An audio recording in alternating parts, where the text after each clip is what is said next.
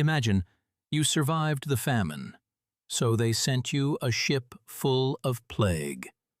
Autumn, 1846. A vessel drifts into the Sound of Harris. No crew visible on deck. Rigging in tatters. Hull crusted white with North Atlantic salt.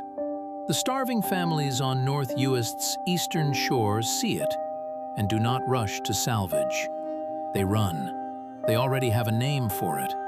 Bàta Plàigh, the vessel of the plague. Why did they run?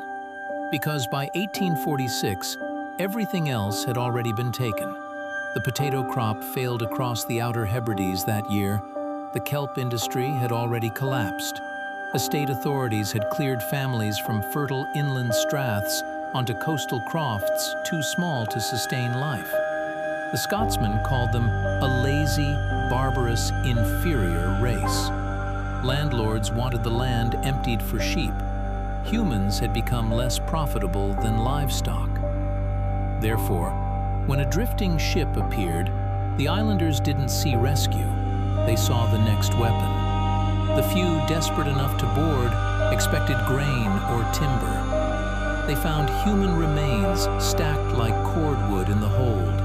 Swollen buboes, contorted limbs, blackened skin consistent with plague or typhus, or something the oral tradition had no English word for. But here is what changes everything. The arrangement was not the chaos of death at sea. It was organized, loaded. Someone had filled that hold before the ship ever reached Harris. Open any port ledger from that season. The pages are blank. No manifest, no quarantine order. Ships carrying cholera and typhus were quarantined throughout the 1840s. Bàta Plàigh faced nothing, because officially it never existed. Along North Uist's eroded cliffs, grass-covered burial mounds sit in locations matching the oral accounts. Entire family lines vanish from parish records in a single season. The ground remembers what the paperwork will not. One estate's name surfaces repeatedly in local tradition. Its records from precisely those years are missing. Charred document edges have been found in estate drawers. Someone burned the proof. Therefore, the ship was burned too, to the waterline, shortly after discovery. Officially, a purification measure. Practically, the elimination of evidence.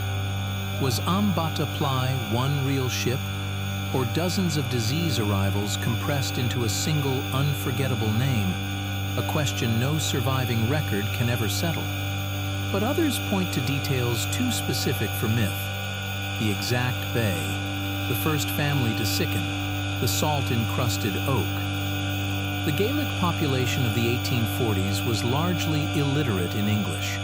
They could not write their counter-history, so they spoke it. For nearly 2 centuries, weathered hands have gripped younger hands around kitchen tables and repeated the name. The telling is the evidence. Silencing it was always the strategy. The absence of a written record is not a gap in the evidence. It, and Bàta Plàigh, is not.